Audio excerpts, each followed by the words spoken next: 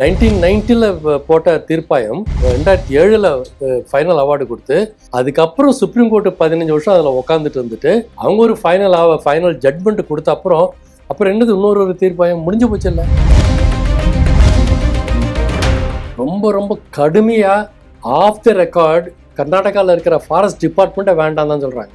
5700 acre bird sanctuary அதெல்லாம் இருக்கிற அந்த இடம் மிக மோசமாக பாதிக்கப்படும். 4000 கிலோமீட்டர் தூரத்தில் இருக்கிற அந்த ட்ரைபல் பாப்புலேஷன் பாதிக்கப்பட போகிறாங்க. இப்படி ஒரு ட்ரிபுனல் அமைச்சாங்கன்னா இந்திய வரலாற்றில் ஒரே ஒரு ரிவர் பேசின்ல 2 ட்ரிபுனல் அமைக்கிறது ஃபர்ஸ்ட். பெங்களூர்ல நம்மலாம் பார்த்துருக்குறோம், அடிக்கடி வெள்ளம் தானே. வெள்ளம் வரும்போது வெள்ளங்கிற வார்த்தை உபயோகப்படுத்தாதீங்க, வறட்சிங்கிற வார்த்தையை உபயோகப்படுத்தாதீங்க. ஏன்னா வெள்ளம் வரும் காலங்களில் அந்த தண்ணீரை சேமித்தால் வறட்சியே இருக்காது. இவ்வளோ மழை பெஞ்சது, 1500 மில்லிமீட்டர் மழை பெஞ்சதா பெங்களூர் சிட்டிக்குள்ள அந்த ஏரியாவில் அத்தனை டீம்ஸ் ஃபீட்டை நான் எங்கே சேர்த்தனான்னா இல்லை, எல்லாம் வழிஞ்சு போயிடுச்சு. இந்த 2018 Kaveri water management authority form பண்ணாங்கல்ல சார், அதுலேருந்து இப்போ வரைக்கும் அது எஃபெக்டிவாக இருக்கா சார்? ஏன்னா இப்போ இதில் பிரச்சனைனால சுப்ரீம் கோர்ட்டுக்கு தான் போகிறாங்க. ஒருவேளை அது எஃபெக்டிவாக இல்லைன்ற பொருள் அதை புரிஞ்சுக்கணுமா? இல்லை, நீங்கள் சொல்கிற ரைட்டு. இப்போ பிரச்சனை மேகதாதுல அணை கட்டுறதா இல்லை காவிரி அணையை கட்டக்கூடாதுங்கிறதா? இல்லை, அணையே கட்டக்கூடாது. 67 feet டிஎம்சிக்கு அணை கட்டுறாங்க. அவங்களுக்கு போதுமான மழையோ தண்ணியோ கிடைக்காதப்போ அது எப்படி அந்த அணைகளை சேகரித்து அதை எப்படி தமிழ்நாட்டுக்கு விடுவாங்க? இது அவங்க கான்ட்ரடிக்டா இல்லையா அவங்க சொல்கிறது? ஆமாம், இந்த இதே கேள்வி அவங்ககிட்ட நீங்கள் கேட்க, என்கிட்ட கேட்குறத விட அவங்ககிட்ட கேட்டீங்கன்னா கரெக்டாக இருக்கும். கான்ட்ரடிக்டரி தான். அப்படியே பிரச்சனைகளே போயிட்டு இருக்கு. இதுக்கான முற்றுப்புள்ளியா தீர்வா எது இருக்கும்னு நீங்க நினைக்கிறீங்க? இப்போ முற்றுப்புள்ளி எனக்கு தெரிஞ்சா நான் எப்படி இருக்கிறேன். சுப்ரீம் கோர்ட் ரொம்ப கிளீனாக சொல்லியிருக்கிறாங்க, அடுத்த 15 வருஷத்துக்கு எதுவும் பேசவே கூடாது. That is up to 2033. அதுக்கப்புறம் பேசலாம், வாயை புத்திட்டு இருங்க. அது வரைக்கும்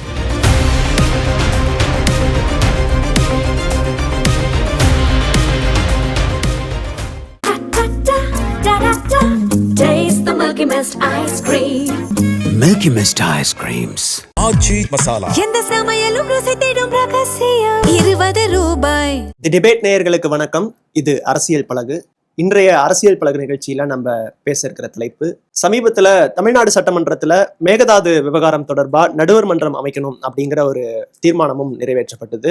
ஸோ இந்த மேகதாது அணை கட்டப்படுறது, நதிநீர்ல இரு மாநிலங்களுக்கு இடையே என்ன பிரச்சனை இருக்கு, மத்திய அரசுகிட்ட என்ன பிரச்சனை இருக்கு, மாநில அரசுக்கு என்ன அதிகாரம் இருக்கு, இது குறித்தெல்லாம் நம்ம கூட இன்னைக்கு பேசுறதுக்காக நீரியல் வல்லுநர் மற்றும் பேராசிரியர் ஜனகராஜன் இன்னைக்கு நம்ம கூட இணைஞ்சிருக்காங்க. ஸோ இந்த நீர் பெறுவது தொடர்பா என்னென்ன சிக்கல்கள் இருக்கு அப்படிங்கிற பல விஷயங்களை நம்ம அவங்க கிட்ட இன்னைக்கு கேட்டு தெரிஞ்சுக்கலாம். வணக்கம் சார். வணக்கம். காவேரி அப்படிங்கிற அந்த நதிநீர் பிரச்சனை அப்படிங்கிறது புதுசாக இன்னைக்கு ஆரம்பிக்கல. இது பல 10 ஆண்டுகளாக இருந்துட்டு தான் இருக்குது. 1924 ஒரு அக்ரிமெண்ட் போட்டாங்க பிரிட்டிஷ் பீரியடில். அந்த அக்ரிமெண்ட் 1974 முடிஞ்சது. அந்த 74க்கு அப்புறமே புதுசாக எந்த அக்ரிமெண்ட்டும் போடலை. அதிலிருந்து நமக்கு ஒவ்வொரு வருடமும் நம்ம நீர் பங்கிட்டுக்கிறதுல பிரச்சனை இருந்துட்டு தான் இருந்தது. கடைசியில் என்ன ஆச்சுன்னா ஒவ்வொரு வருஷமும் நம்ம கஷ்டப்பட்டுட்டே இருக்கிறோமே அப்படிங்கிறதுக்காக 1990 ஒரு ட்ரிபுனல் ஒன்று அமைச்சாங்க. 1990 அதை காவிரி வாட்டர் ட்ரிபுனல் அப்படி சொல்லுவோம். அந்த ட்ரிபுனல் 1991 ஒரு இன்டரிம் அவார்டு கொடுத்தாங்க. அந்த இன்டரிம் அவார்டு படி தமிழ்நாட்டுக்கு 2005 டீம்ஸ் ஃபீட் தண்ணி கொடுக்கணும் அப்படின்ட்டு ஒரு தீர்ப்பு கொடுத்தாங்க. அந்த தீர்ப்பு மக்கள் ரொம்ப கொதிச்சுட்டாங்க. தமிழ்நாட்டில் இல்லை, கர்நாடகாவில். அந்த பீரியடில் பார்த்திங்கன்னா ரொம்ப ரொம்ப ஒரு மோசமான அப்போ நான் நானும் ஒரு ஆராய்ச்சியில் ஈடுபட்டிருக்கிறேன் நீரை பற்றி தான். ஆனால் அதை படிக்கும்போது எனக்கு முன்னாடி ரொம்ப அப்படியே மைண்ட் பாக்லிங்காக வந்தது. என்னென்னா, பெங்களூர் இருக்கிற தமிழர்கள் எல்லாம் விரட்டடிக்கப்பட்டார்கள். அடித்து நொறுக்கி அவங்க வீடாக இடித்து பஸ்ஸை கொளுத்தி மிகப்பெரிய போராட்டம் பெங்களூரில். எத்தனை பேருக்கு அது தெரியும்னு தெரியல. அது 1991. அதுக்கப்புறம் அப்படியே கொஞ்சம் கொஞ்சமாக அமுங்கி போச்சு. அப்புறம் எந்த விதமான தீர்ப்பும் கொடுக்கல. அந்த தீர்ப்பாயம் வந்து என்னடா இப்படி ஆயிடுச்சு அப்படின்ட்டு பேசாமல் உட்காந்துட்டு இருந்தாங்க. அவங்க பாட்டுக்கு டிஸ்கஸ் பண்ணிகிட்டே இருந்தாங்க. அப்புறம் நிறைய எதிர்ப்பு வந்தது. ஒன்று இன்னும் இந்த நதிநீர் தீர்ப்பாயம் ஒன்றுமே கொடுக்கலையே அப்படின்ட்டு. அப்புறம் வந்து 2007 காவேரி வாட்டர் ட்ரிபியூனல் வந்து ஒரு ஃபைனல் அவார்டு கொடுத்தாங்க. அந்த தீர்ப்பின்படி 205 டீம்ஸ் ஃபீட் இல்லை 192 டீம்ஸ் ஃபீட்டு தண்ணி தமிழ்நாட்டுக்கு கொடுக்கணும் அப்படின்ட்டு. அதில் இன்னொன்று என்ன ரெக்கக்னைஸ் பண்ணாங்கன்னா, காவிரி பேசின் அப்படிங்கிறது வந்து அது ஒரு டெஃபிசிட் பேசின். டெஃபிசிட் பேசின்னா எவ்வளவு நமக்கு தண்ணீர் தேவையோ அதை விட ரொம்ப கம்மியாக தான் இருக்குது. நமக்கு தேவை வந்து 4 மாநிலங்களும் சேர்த்து, கர்நாடகா, தமிழ்நாடு, கேரளா, பாண்டிச்சேரி எல்லாம் சேர்ந்து ஒரு 1200 1280 டீம்ஸ் ஃபீட் தண்ணி வேணும். ஆனால் இருக்கிற அளவு தண்ணி எவ்வளோன்னா இந்த பேசினில் 740 டீம்ஸ் ஃபீட்டு தான். ஸோ கிடைக்கிற தண்ணீரை விட டிமாண்ட் அதிகமாக இருக்குது. அதனால் அது டெஃபிசிட் பேசின்னு சொல்கிறாங்க. எல்லோரும் இருக்கிற தண்ணியெல்லாம் உபயோகப்படுத்தியாச்சு. இப்போ கோதாவரியோ கிருஷ்ணாவோ எடுத்துக்கிட்டோன்னா உபயோகப்படுத்தப்படாத தண்ணீர் சர்ப்ளஸ் வாட்டர் இருக்குது. அது இன்னும் அதை பற்றி தான் அதில் பங்கு போட்டுக்கிறது இல்லையா தகராறெல்லாம் இருக்குது. அந்த சர்ப்ளஸ் வாட்டரை பங்கு போட்டுக்கிறது இல்லை. ஆனால் காவேரியில் பொறுத்த வரைக்கும் இருக்கிற தண்ணீரை நீங்கள் ரீஷேர் பண்ணுறீங்க. அதனால தான் இவ்வளோ பெரிய பிரச்சனை. So we call it a dispute arising due to deficits in the Kaveri basin. பற்றாக்குறை காவிரி பேசின். அதனால தான் இவ்வளோ பெரிய பிரச்சனை. ஸோ ஃபைனல் அவார்டில் வந்து 192 டீம்ஸ் ஃபீட்டு தண்ணி அப்படின்னு சொன்னாங்க. ஆனால் அதில் பிரச்சனை வந்தால் அவங்க என்ன சொல்கிறாங்க, ட்ரிபியூனலுக்கு நீங்கள் மறுபடியும் போகலாம் அப்படின்ட்டு. ஸோ தமிழ்நாடு, கர்நாடகா, பாண்டிச்சேரி, கேரளா எல்லாருக்கும் பிரச்சனை வந்துடுச்சு. அவங்க என்ன பண்ணியிருக்கணும், ட்ரிபியூனல்கிட்ட மட்டுமே முறையிட்டிருக்கணும். ஆனால் அவங்க 4 பேர் என்ன பண்ணாங்க, சுப்ரீம் கோர்ட்டுக்கு போயிட்டாங்க. சுப்ரீம் கோர்ட்டுக்கு போயிட்டு எங்களுக்கு இது தீர்ப்பில் எங்களுக்கு உடன்பாடு இல்லை அப்படின்ட்டு. ஸோ சுப்ரீம் கோர்ட் என்ன பண்ணியிருக்கணும், ஆஸ் பர் தி லா இது எங்ககிட்ட வரக்கூடாதப்பா, you go back to tribunal, they are the authority. Tribunal சொன்ன இதில் நாங்கள் தலையிட முடியாது. அதான் வந்து இன்டர்ஸ்டேட் வாட்டர் டிஸ்பியூட்ஸ் ஆக்டை படி ட்ரிபியூனல்ஸ் வந்து கான்ஸ்டிடியூட் பண்ணால் சுப்ரீம் கோர்ட் அதெல்லாம் தலையிட முடியாது. அதுதான் சட்டம். ஆனால் சுப்ரீம் கோர்ட் என்ன பண்ணியிருக்கணும், இந்த சட்டத்தை சொல்லி எங்ககிட்ட வராதிங்க, நீங்கள் முறையீடு பண்ணுறது ட்ரிபியூனல்கிட்டே போங்க அப்படின்னு சொல்லியிருக்கணும். அப்படி சொல்லாமல் அவங்க கேஸ் அக்செப்ட் பண்ணிட்டாங்க. 2007 அக்செப்ட் பண்ணிவிட்டு 1 வருஷத்தில் தீர்ப்பு கொடுத்தாங்களா இல்லை, 2 வருஷத்தில் கொடுத்தாங்களா இல்லை, 3 வருஷத்தில் கொடுத்தாங்களா இல்லை, 2018 வரைக்கும் வச்சுட்டு இருந்தாங்க. 2018 தான் அதை பற்றி தீர்ப்பு கொடுத்தாங்க. என்ன தீர்ப்பு கொடுத்தாங்க, தமிழ்நாட்டுக்கு 192 டீம்ஸ் ஃபீட்டு தண்ணி கிடையாது, உங்களுக்கு 177.25 டீம்ஸ் ஃபீட்டு தான் தண்ணி. ஏன்னா பெங்களூருக்கு வந்து 4.5 டீம்ஸ் ஃபீட்டு பெங்களூர் குடி தண்ணீர் கேட்குறாங்க, அதை கொடுத்துருவோம். ஒரு 10 டீம்ஸ் ஃபீட்டு மீதி பர்பஸுக்கு கொடுத்துருவோம். அதனால் வந்து ரிவர் ஃப்ளோ, என்வரான்மெண்டல் ஃப்ளோக்கு 10 டீம்ஸு கொடுத்துடலாம். ஸோ மீதி இருக்கிறது 177.2 டீம்ஸ் ஃபீட்டு, அதுதான் தமிழ்நாட்டுக்குன்னு. பேசாமல் அதை முதல்ல 190 ஒழுங்காக அக்செப்ட் பண்ணிருக்கலாமில்ல, அதையும் விட்டுட்டு சுப்ரீம் கோர்ட்டுக்கு போனதுனால யூஆர் லாஸ்ட். எவ்வளோ கொஞ்சம் இப்போ 14 டீம்ஸ் படுத்து நம்ம விட்டுட்டோம். சரி, இதுதான் இது வரைக்கும் நடந்தது. ஸோ இந்த தீர்ப்பின்படி என்ன சொல்கிறாங்கன்னா, 2018 இந்த சுப்ரீம் கோர்ட்டு தீர்ப்பின்படி இந்த தீர்ப்பு வந்ததுக்கு அப்புறம் யாரும் இனிமேல் காவிரி படுகையில் எந்த ஸ்ட்ரக்சரும் கட்டக்கூடாது, எந்த விதமான இன்டர்வென்ஷன்ஸும் கூடாது. You should ensure water flow. என்ன எல்லா மாநிலமும் சொல்கிறாங்க, காவிரியில் தண்ணீர் போகிறத நீங்கள் எல்லாரும் உறுதிப்படுத்தணும். இது சுப்ரீம் கோர்ட்டு சொன்ன தீர்ப்பு. யாரும் இதில் தலையிடக்கூடாது. எத்தனை, அட்லீஸ்ட் 15 வருஷம், குறைந்தபட்சம் அடுத்த 15 வருடங்களுக்காவது காவிரியில் தண்ணீர் ரெகுலராக போகிறதுக்கு வாட்டர் ஃப்ளோ ஷுட் பி என்ஷூர்டு அப்படின்னு சொல்கிறாங்க. 15 வருஷம்னா எப்போ, 2018 15 வருஷம் எத்தனை வருஷம், எப்போ முடியுது, 2033. 2033 வரைக்கும் இதை பற்றி யாரும் ஒன்றும் பேசக்கூடாது. there should be no complaint or there shall be no complaint. Everybody should ensure flow water in the Kaveri river. முடிஞ்சதா? இதுதான் தீர்ப்பு. இது நடந்தது. ஓகே. இப்போ இதுக்கு அப்புறம் வந்து கர்நாடகா என்ன பண்ணுறாங்க? எங்களுக்கு பெங்களூருக்கு தண்ணி இல்லைங்க, இது வாட்டர் ஸ்கர்சிட்டி, குடி தண்ணீர் இல்லைங்க. இங்கே இருக்கிற நிறைய தமிழர்கள் தான் இருக்கிறாங்க, எவ்வளோ பேர் இருக்கிறாங்க பாருங்கள். நாங்கள் என்ன பண்ணுறது? தண்ணீருக்கு வேறு வழி இல்லை, இதனால தான் எடுப்போம். எப்போ தண்ணீருக்கு 4 டீம்ஸ் விட்டு தனியாக கொடுத்துருக்கல உங்களுக்கு. சுப்ரீம் கோர்ட்டு தீர்ப்புப்படி உங்களுக்கு 4 டீம்ஸ் பெங்களூருக்குன்னே உங்களுக்கு தனியாக கொடுத்துருக்கேன். அதுக்கப்புறம் மறுபடியும் தண்ணி இல்லை ஏன் கம்ப்ளைண்ட் பண்ணுறீங்க? சரி சரி, குடிதண்ணீருக்கு தண்ணி வேணும்னா 67 டீம்ஸ் விட்டு ரிசர்வாயர் கட்டுவீங்களா நீங்கள்? எவ்வளோ உயரம்? 67 டீம்ஸ் feet of capacity, 400 megawatt of hydro power. இவ்வளோ பெரிய இதை நீங்கள் கட்டுவீங்களா? இதை கட்டினா என்ன அர்த்தம்? எப்படி நீங்கள் அதை ரொம்ப வரைக்கும் நாங்கள்லாம் உட்காந்து கைகிட்ட எப்போ ரொம்பன்னு மெகாதாத்தை பார்த்துட்டு இருக்கணுமா? கீழே வருமான்ட்டு கரெக்டாக? அது என்ன நியாயம்? அது சுப்ரீம் கோர்ட் என்ன சொல்லியிருக்கு? Everybody should ensure flow of water in the Kaveri river அப்படின்னு சொல்லியிருக்கு. அதை மீறி நீங்கள் அதை கட்டுவோன்னு சொல்கிறீங்க. கட்டிட்டா சரி, அப்புறம் 67 டீம்ஸ் விட்டு தண்ணி ரொம்ப வரைக்கும் எல்லாரும் உட்காந்துட்டு பார்த்துட்டு இருக்கணுமா? அதுக்கப்புறம் தண்ணி விடுவீங்களா? ஆஸ் சச் 4 ரிசர்வாயர் இருக்குது கர்நாடகாவில். கிருஷ்ணாஜி சாகர், ஹேமாவதி, ஹரங்கி, இன்னொன்று கபினி, 4 ரிசர்வாயர் இருக்குது. அந்த 4 ரிசர்வாயர் ரொம்ப அப்புறம் தான் நமக்கு தண்ணி வரும் ஏற்கனவே. இப்போ 5வது ரிசர்வாயர் 67 டீம்ஸ் ஃபீட்டு, அது ரொம்ப அப்புறம் நாங்கள் குருவிக்கு சாகுபடி பண்ணணுமா? சம்பாக என்ன நியாயங்க இது? இதுதாங்க பிரச்சனை இன்னைக்கு. இந்த பிரச்சனை வந்து இதே நிலமையில போச்சுன்னா நம்ம காவேரி டெல்டாவை மறந்துட வேண்டியதுதான், தண்ணி வராது. ஏன்னா ஏற்கனவே அவங்க என்ன தண்ணி 4 ரிசர்வாயர் ரொம்ப அப்புறம் தான் காவேரியில் தண்ணி விடுறாங்க. ஓகே, அது சர்ப்ளஸ் இயரில் வேறு வழி இல்லை. சர்ப்ளஸ் இயர் நீங்கள் எல்லாம் அங்கேயே வச்சுக்கோங்க, ஏன் விடுறீங்க? தண்ணி அதிகமாக மழை பெய்யும் போது ஒரு சொட்டு தண்ணி கீழே வரக்கூடாது, அதையும் நீங்களே வச்சுக்கணும். அது முடியாது, திறந்து விட்டுருங்க. அப்போ காவேரியில் தண்ணி போகும். அதை வெள்ளம்னு சொல்லிட்டு இருப்பாங்க. காவேரியில் எக்ஸஸ் ரெயின்ஃபால் வரும்போது வரத்தான் செய்யும், அதை விட்டுறீங்க. ஆனால் தண்ணி கொஞ்சம் மழை நார்மல் ரெயின்ஃபால் என்ன தண்ணி வராது, அவங்க எல்லாம் ரொம்பணும், அப்புறம் தான் தண்ணி விடுவீங்க. இதுதான் இன்றைக்கி இருக்கிற practice.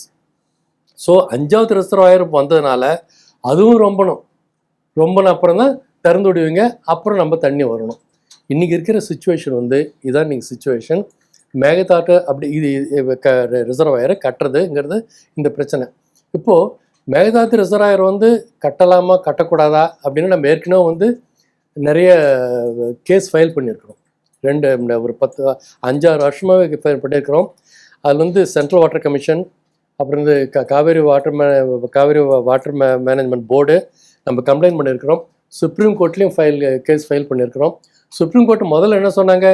This is two immature, இவ்வளோ சீக்கிரம் இதை பற்றி பேசுறதுல அர்த்தம் இல்லை, ரொம்ப கவலைப்படாதீங்க போங்கன்ட்டாங்க. இப்போ ரீசெண்டாக என்ன சொன்னாங்க? நம்ம வந்து அவங்களோட இடத்துல அவங்க கட்டிட்டு நம்மளை எப்படி தடுக்க முடியும் அப்படின்றாங்க. அந்த மாதிரி ஒரு பாயிண்ட் அவங்க சுப்ரீம் கோர்ட் எடுக்க ஆரம்பிச்சிருக்கிறாங்க. இப்போ இந்த கான்டெக்ஸ்டில் தான் நம்ம வந்து என்ன பண்ணுறது, என்ன பண்ணணும், என்ன பண்ணக்கூடாது அப்படின்னு நம்ம டிஸ்கஸ் பண்ணுறோம். தமிழ்நாடு அரசாங்கம் இதை வந்து ஒரு சீரியஸ் இஷ்யூ எடுத்துக்கிட்டு ஒரு புதிய தீர்ப்பாயம் அமைங்க, நியூ ட்ரைபுனல் இதை மட்டும் டிஸ்கஸ் பண்ணுறதுக்கு நீங்கள் பண்ணுங்க அப்படின்ட்டு ஒரு தீர்மானம் ஒன்று முதல்ல ஒரு தீர்மானம் போட்டாங்க. என்ன தீர்மானம்? மேகதாது அணை கட்டக்கூடாது, சுப்ரீம் கோர்ட் அனுமதிக்கக்கூடாது, என்டர்டெயினே பண்ணக்கூடாது அப்படிங்கிற மாதிரி ஒரு இது பண்ணாங்க. ஆனால் அதை என்டர்டெயின் பண்ணிட்டு இருக்கிறாங்க அப்படிங்கிற ஒரு ஃபீல் வந்த உடனே அசம்பிளியில் ஒரு தீர்மானம் போட்டிருக்கிறாங்க. நல்ல தீர்மானம், வரவேற்கத்தக்கது. ஆனால் அதில் என்ன ஒரு சின்ன சிக்கல்னா, புதிய தீர்ப்பாயம் வேணும்ன்ட்டு அதில் கொஞ்சம் ஒரு ஆட் பண்ணியிருக்கிறாங்க அந்த தீர்மானத்தில். இது கான்ஸ்டிடியூட் பண்ணுங்க அப்படின்ட்டு. என்ன கேட்டிங்கன்னா அது தவறு. புதிய தீர்ப்பாயம் என்னத்துக்கு? ஏற்கனவே தீர்ப்பாயம் இருக்குது. தீர்ப்பாயத்தைப்படி என்ன சொல்கிறாங்க? ஒன்றும் பண்ணக்கூடாதுன்னு சொல்லியிருக்கு. வாட்டர் ஃப்ளோவை நீங்கள் என்ஷூர் பண்ணணும்னு சொல்லியிருக்கு.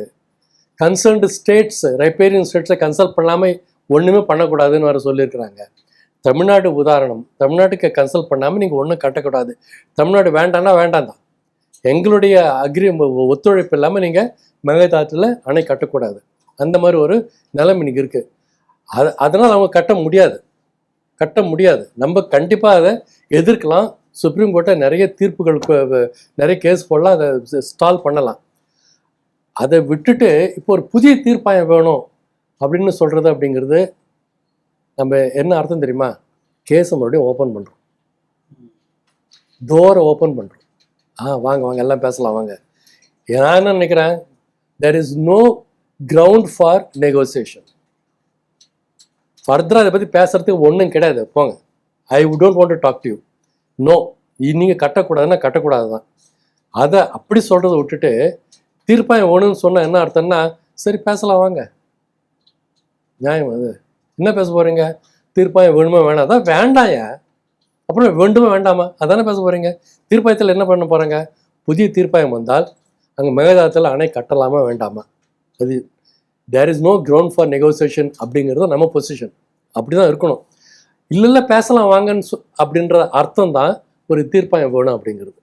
1990 போட்ட தீர்ப்பாயம் 2007 ஃபைனல் அவார்டு கொடுத்து, அதுக்கப்புறம் சுப்ரீம் கோர்ட்டு 15 வருஷம் அதில் உட்காந்துட்டு இருந்துட்டு அவங்க ஒரு ஃபைனல் ஜட்மெண்ட் கொடுத்த அப்புறம் என்னது இன்னொரு தீர்ப்பாயம் முடிஞ்சு போச்சு இல்லை? எப்படி நீங்கள் ஜஸ்டிஃபை பண்ணுறீங்க? How do you justify a new tribunal for river water sharing இந்த Kaveri? There is already tribunal. நீங்கள் அதே ட்ரிபியூனலுக்கு வேணால் போகலாம். அப்படி இல்லைன்னா காவேரி மேனேஜ்மெண்ட் அத்தாரிட்டி இருக்குது, இல்லை காவேரி மேனேஜ்மெண்ட் போர்டு இருக்குது, அவங்ககிட்ட போகலாம். இதில் சிடபிள்யூசி கூட அத்தாரிட்டி கிடையாது, சென்ட்ரல் வாட்டர் கமிஷன் கூட இதில் ஒன்றும் பண்ணுறதுக்கு இல்லை. இனிமேல் சுப்ரீம் கோர்ட்டு தீர்ப்புப்படி காவேரி வாட்டர் மேனேஜ்மெண்ட் போர்டுக்கு தான் அத்தாரிட்டி. அவங்க சொல்கிறது தான், அவங்ககிட்ட போகணும். அதை விட்டுட்டு பரவாயில்ல இன்னொரு தீர்ப்பாயம் ஒன்றுங்கிறது, it's opening up the door for further negotiation. It is asking for deeper trouble. நம்மளே போயிட்டு வலையில் மாட்டிக்கிற மாதிரி. என்ன கேட்டிங்கன்னா அது தவறு, இது பண்ணக்கூடாது. வருங்காலத்தில் இது மிகப்பெரிய பிரச்சனைகளை உருவாக்கும். இது ஒன்று. இன்னும் ஒரு பிரச்சனை இருக்குது. இந்த காவேரி மேகதாதுங்கிற இடத்துல அவங்க அணை கட்டுறாங்கல்ல, அதில் என்வாயன்மெண்ட் இம்பேக்ட் அசஸ்மெண்ட் பண்ணணும், EIA. ரொம்ப ரொம்ப கடுமையாக ஆஃப் த ரெக்கார்ட் கர்நாடகாவில் இருக்கிற ஃபாரஸ்ட் டிபார்ட்மெண்ட்டை வேண்டாம் தான் சொல்கிறாங்க. கிட்டத்தட்ட 5700 ஏக்கர் அந்த பேர்ட் சாங்சுரி, வன விலங்குகள், அந்த பறவைகள் சரணாலயம் அதெல்லாம் இருக்கிற அந்த இடம் மிக மோசமாக பாதிக்கப்படும். 4000 கிலோமீட்டர் தூரத்தில் இருக்கிற அந்த ட்ரைபல் பாப்புலேஷன் பாதிக்கப்பட போகிறாங்க. நிறைய கிராமங்கள் சப்மர்ஜ் ஆகும். இதெல்லாம் எதுக்காக? இந்த அணை கட்டி நீங்கள் பெங்களூருக்கு தண்ணி கொண்டு போகிறதுக்கா? என்னங்க நியாயம் இது? கொஞ்சம் கூட எந்த வகையிலையுமே இது ஜஸ்டிஃபை பண்ண முடியாது. என்வரான்மெண்டல் ரீசன்ஸ், எக்கலாஜிக்கல் ரீசன்ஸ் கண்டிப்பாக இதை ஒத்துக்க முடியாது. தமிழ்நாட்டுக்கு நீங்கள் மிகப்பெரிய கொடுமையை பண்ண போகிறீங்க, அதையும் ஒத்துக்க முடியாது. இந்த காரணங்களுக்காக எந்த ஒரு ட்ரிபியூனலும் இதை அமைக்கிறது கிடையாது. ஒரு விஷயம் உங்களுக்கு சொல்ல விரும்புகிறேன். இப்படி ஒரு ட்ரிபியூனல் அமைச்சாங்கன்னா இந்திய வரலாற்றில் ஒரே ஒரு ரிவர் பேசினில் 2 ட்ரிபியூனல் அமைக்கிறது ஃபர்ஸ்ட் டைம். எந்த இருக்கும் ஒரு ட்ரிபியூனல் தான். அது 2 ட்ரிபியூனல் ஒரே ரிவர் பேசினில், நாட் அக்செப்டபிள். சார், இப்போ நீங்கள் சொல்லும்போது 4 மாநிலங்களுக்கான நீர் பகிர்வு இந்த காவேரியிலேருந்து இருக்குன்னு சொன்னீங்க. எந்த அளவில் என்ன மாதிரியான பகிர்வு, அதுக்கான ஒப்பந்தங்கள் எந்த அளவுக்கு இருக்குது அப்படின்னு? இப்போ கர்நாடகா, கேரளா, தமிழ்நாடு, பாண்டிச்சேரிக்கு எந்தெந்த மாதிரியான நீர் பகிர்வு எவ்வளோ அளவுக்கு இருக்குது? அதான் நான் சொன்னேன்ல, தமிழ்நாட்டுக்கு 177.2 டீம்ஸ் ஃபீட்டு, கேரளாவுக்கு 30 டீம்ஸ் ஃபீட்டு, பாண்டிச்சேரிக்கு 2-3 டீம்ஸ் ஃபீட்டு எவ்வளோ நினைக்கிறேன் நான். அவங்களுக்கு கர்நாடகாவில் அவங்களுக்கு கரெக்டாக தெரியல, 220-230 டீம்ஸ் ஃபீட்டும். மொத்தத்தில் பார்க்கும்போது அந்த 740 டீம்ஸ் ஃபீட் இருக்குதுன்னு சொல்கிறோமில்ல அந்த பேசினில், அதில் தமிழ்நாட்டுக்கு 440 டீம்ஸ் ஃபீட்டு. அது தமிழ்நாட்டில் பெய்கிற மழையும் கலந்தது. மேலேருந்து வர தண்ணி தான் 177.2 டீம்ஸ் ஃபீட்டு. ஆனால் ஒட்டுமொத்தமாக காவிரி பேசினில் கிடைக்கிற மொத்த தண்ணியை எடுத்துக்கிட்டிங்கன்னா தமிழ்நாட்டுக்கு 440 டீம்ஸ் ஃபீட்டு. ஓகே, அது தமிழ்நாட்டில் பெய்கிற மழையும் சேர்ந்தது. அதேமாதிரி அவங்களுக்கு 280-270 டீம்ஸ் ஃபீட்டும் கர்நாடகாவில். அவ்வளோதான். இப்படி தான் இதுதான் நீர் பங்கீடு. இது ரொம்ப ஒரு நாள் 2 நாள், 1 வருஷம் 2 வருஷம் இல்லைங்க, பல வருஷங்கள் இதை பற்றி பேசி அப்புறம் இந்த முடிவுக்கு வந்திருக்கிறாங்க. ரொம்ப எவ்வளோ டிஸ்கஷன், எவ்வளோ டயலாக்ஸ், எவ்வளோ pros and cons, negative impact, positive impact எல்லாத்தையும் அவங்க டிஸ்கஸ் பண்ண அப்புறம் தான் இந்த முடிவுக்கு வந்தாங்க. கர்நாடகாவில் பெங்களூருக்கு ரொம்ப அதிகமாக விவசாயத்தை பற்றி அதிகமாக பேசலை, அவங்க பெங்களூரை பற்றி அதிகமாக பேசின அப்புறம் தான் முடிவுக்கு வந்திருக்கிறாங்க. மறுபடியும் பெங்களூரை பற்றியே பேசுறது எப்படி கரெக்டாக இருக்க முடியும்? குடித்த நீர் தேவைன்ட்டு. சார், இது நீர் பிரச்சனையா இருந்து எந்த இடத்துல இது அரசியல் பிரச்சனையா மாறுச்சு? அதாவது வந்துங்க, இப்போ நீர் பிரச்சனை அப்படிங்கிறது வந்து ஒரு தீராத பிரச்சனையாக இருக்குது இன்றைய வரைக்கும். வருகின்ற எல்லா அரசியல் கட்சிகளுமே அரசாங்கங்களுமே கர்நாடகாவில் எடுத்துக்கிட்டிங்கன்னா கர்நாடகாவுக்கு அகைன்ஸ்டாக அவங்க போக முடியாது. மேகதாது வேணும் அப்படின்னா தான் அவங்களுக்கு ஓட்டு போடுவாங்க, வேணும்னா யாரும் ஓட்டு போட மாட்டாங்க. அதே மாதிரி தான் எல்லா மாநிலத்திலையும். தமிழ்நாட்டிலேயும் கூட பார்த்தீங்கன்னா நீங்கள் வந்து காவேரி வாட்டர் பிரச்சனையை வந்து கேர் பண்ணலை அப்படின்னா யார் ஓட்டு போடுவாங்க? அதனால் ஆனால் அது ஒரு பக்கம், அது விடுங்க.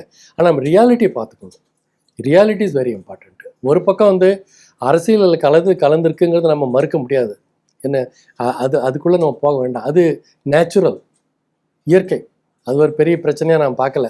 அது வந்து எல்லா அரசியல் கட்சிகளுமே தனக்கு சாதகமாக எப்படி நடக்கும் அப்படிங்கிறத பண்ணுவாங்க. என்னை பொறுத்தவரைக்கும் இது natural issue. Let's not talk about that. But very important issue என்னென்னா, it's a livelihood issue, it's an ecological issue, food security issue, environmental issue. அந்த மாதிரி ஆங்கிளாக நம்ம பார்க்கணும். ஒரே நாட்டில் இருக்கிறோம், ஒரே நாட்டில் இருந்துக்கிட்டு ஒரு இந்தியாவுக்குள்ளே இருந்துக்கிட்டு இந்த ரெண்டு மாநிலங்கள் வந்து இவ்வளவு வருஷங்களுக்கு அப்புறம் ஒரு தீர்ப்பாயம் வந்து கொடுத்த அப்புறமும் அதில் நான் தலையிட்டு இந்த மாதிரி பண்ணும் அப்படிங்கிறது இட் இஸ் அன்எத்திக்கல். அந்த மாதிரி நம்ம பார்க்கணும். அன்எத்திக்கல். கர்நாடக அரசு இந்த மாதிரி ஒரு வீரியத்தோடு நாங்கள் மேகதாது கட்டியே தீருவேன் அப்படின்னு சொன்னால், sorry, it's unethical, not correct approach இல்லை அது. சார், என்விரான்மெண்டலி ஈக்கோலாஜிக்கலி அங்கே இருக்க ட்ரைபலுக்கும் அங்கே இருக்கக்கூடிய அனிமல்ஸ்க்கு, பேர்ட்ஸ்க்கு எல்லாத்துக்குமே இதனால பிரச்சனை இருக்குன்னு சொல்கிறீங்க. ஃபாரஸ்ட் ரிலேட்டடாக நிறைய பிரச்சனைகள் இருக்குன்னு சொல்கிறீங்க கர்நாடக அரசுக்கு. இதெல்லாம் தெரிஞ்சும் கூட அங்கே ஒரு அணை கட்டுறாங்கன்னா அந்த அளவுக்கு வறட்சி இருக்கா பெங்களூரில்? ஏன்னா இப்போ ரீசெண்டாக சில ஆண்டுகளுக்கு முன்பாக கூட பெரும் வறட்சி பெங்களூரில் இருக்குது. காரெல்லாம், வண்டியெல்லாம் யாரும் கழுகக்கூடாது அப்படின்ற மாதிரியான விஷயங்கள் எல்லாம் பார்த்தோம். தண்ணீருக்கு நிறைய பணம் கொடுத்து வாங்க வேண்டிய சூழல்லாம் இருந்துச்சு. அவ்வளோ வறட்சி உண்மையாகவே அங்கே இருக்கா? பெங்களூர் சிட்டியை பொறுத்த வரைக்குங்க, அவங்க வந்து பாப்புலேஷன் வந்து 12 to 13 மில்லியன் நினைக்கிறேன், 1.3 crores பாப்புலேஷன். அவங்களுக்கு வந்து அவங்களுக்கு வந்து பெர் டே வாட்டர் டிமாண்ட் வந்து பார்த்திங்கன்னா வந்து சம்திங் லைக் 2000 MLD அவங்களுக்கு வேணும்னு அப்படின்னு சொல்கிறாங்க. நம்ம வந்து சென்னையில் வந்து 1200-1300 MLD million litres per day. இப்போது எல்லா நகரங்களிலுமே இந்த பிரச்சனை இருக்குது. அது பெங்களூர் மட்டும் இல்லை. ஏன் பெங்களூர் தனியாக நம்ம பேசணும்? பெங்களூர் மட்டும்தான் பிரச்சனையா? இப்போது எல்லா நகரங்களிலும் இந்த மாதிரி பிரச்சனை இருக்க தான் செய்யுது. நீங்கள் என்ன பண்ணணும்? இன்னோவேட்டிவாக வாட்டர் எப்படி கன்சர்வ் பண்ணுறது? தண்ணி இல்லை அப்படின்னும்போது நம்ம எல்லாருமே என்ன சொல்கிறோன்னா, we resort to water supply augmentation measures. எங்கே இருந்தால் தண்ணி இல்லையா, உடனே எங்கேயாவது தண்ணி கொண்டு வந்துடலாம். அப்படி கிடையாது. அந்த மாதிரி அப்ரோச் தவறு. தண்ணி இருக்கிற தண்ணீரை எப்படி உபயோகப்படுத்துறது, எப்படி வாட்டரை கன்சர்வ் பண்ணுறது? இப்போ பெங்களூரில் நம்மலாம் பார்த்துருக்குறோம், அடிக்கடி வெள்ளம் தானே, எவ்வளோ வெள்ளம் நம்ம பார்க்குறோம். அந்த நீங்கள் காரை கழுவக்கூடாதுன்றது அது ஒன்று. அப்போ வறட்சி, மழை குறைவாக இருக்குது. அப்போ அதிகமாக மழை பெய்யும்போது கார் மிதங்குது. அந்த நிலைமை நம்ம பார்க்குறோம். ஸோ வறட்சியும் பார்க்குறோம், வெள்ளத்தையும் பார்க்குறோம். வெள்ளம் வரும்போது வெள்ளங்கிற வார்த்தை உபயோகப்படுத்தாதீங்க, வறட்சிங்கிற வார்த்தை உபயோகப்படுத்தாதீங்க. ஏன்னா வெள்ளம் வரும் காலங்களில் அந்த தண்ணீரை சேமித்தால் வறட்சியே இருக்காது உங்களுக்கு. Your approach should be an integrated approach. Link flood and trout. வறட்சி எப்போ நீங்கள் தண்ணி அதிகமாக கிடைக்குதோ ஒவ்வொரு சொட்டு தண்ணீரையும் நம்ம கன்சர்வ் பண்ணணும். ஆனால் நம்ம அப்ரோச் என்ன?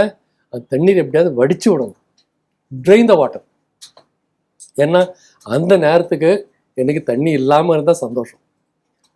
அந்த நேரத்தில் என்ன, எனக்கு ஐயோப்பா தண்ணி வேண்டாம், எப்படியா வெட்டி விடுங்க, ஸ்டாம் வாட்டர் ட்ரெயின், மைக்ரோ ட்ரெயின் எல்லாம் கட்டி தண்ணி ஃபுல்லாக வடித்து வெளியில் விட்டுறணும். ஒரு 10 நாள் 20 நாள், ஒரு மாதம்தான், அப்புறம் தண்ணி இருக்காது. தண்ணி இல்லை, அப்புறம் லாரியில் தண்ணி வரதான் வரும், எங்கேயாவது கொண்டு வருவீங்க. என்ன அப்ரோச்சு? இதுதான் கரெக்டாக? இது தப்பு தானே இது? You should think, you should have proper approach. Every drop of water should be conserved. We should have water accounting.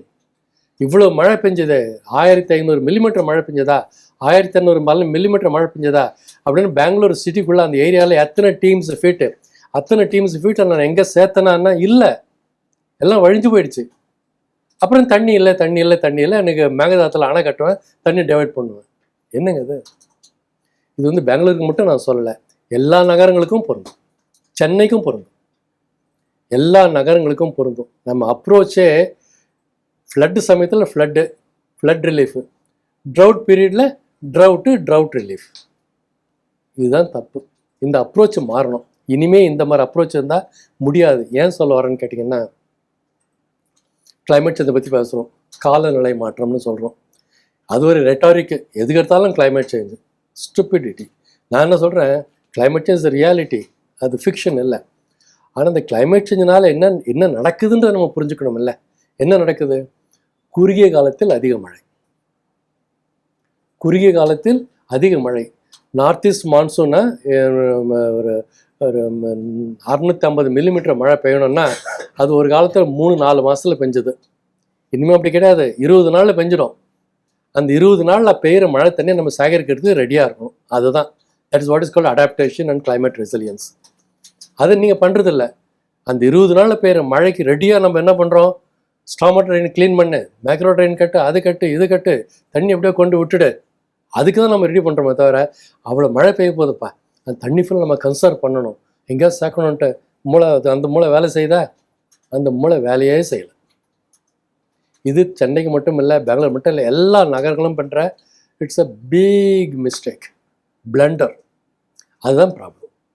இந்த 2018 Kaveri water management authority form பண்ணாங்கல்ல சார், அதுலேருந்து இப்போ வரைக்கும் அது எஃபெக்டிவாக இருக்கா சார்? ஏன்னா இப்போ நம்ம இதில் பிரச்சனைனால சுப்ரீம் கோர்ட்டுக்கு தான் போகிறாங்க. ஒருவேளை அது எஃபெக்டிவாக இல்லைன்ற பொருள் அதை புரிஞ்சுக்கணுமா, இல்லை அதை அப்ரோச் பண்ணுறதுல சிக்கல் இருக்கா? இல்லை, நீங்கள் சொல்கிற ரைட்டு.